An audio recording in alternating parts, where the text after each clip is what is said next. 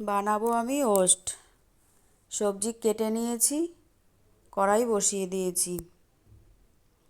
কড়াইতে তেল দিয়ে দিয়েছি, তেলে দিয়ে দেবো সামান্য সর্ষে।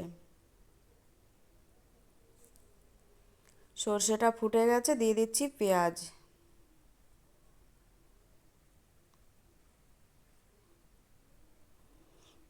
পেঁয়াজটা নাড়াচাড়া করে একটু ভেজে নেব। দিয়ে দিচ্ছি সব সবজিগুলো। কেটে রেখেছি বিনস, গাজর, লঙ্কা, টমেটো। সবজিগুলো নেড়েচেড়ে হালকা ভেজে নেব। দিয়ে দিচ্ছি স্বাদ মতো লবণ, দিয়ে দিচ্ছি সামান্য হলুদ। দিয়ে দেবো ওস্টটাও।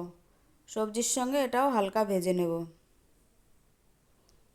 আমার এই রেসিপিটা যদি তোমাদের ভালো লাগে, লাইক দিও, শেয়ার দিও, কমেন্ট করো। আমার চ্যানেলটাকে অবশ্যই সাবস্ক্রাইব করো। নেড়েচেড়ে জল দিয়ে দিচ্ছি।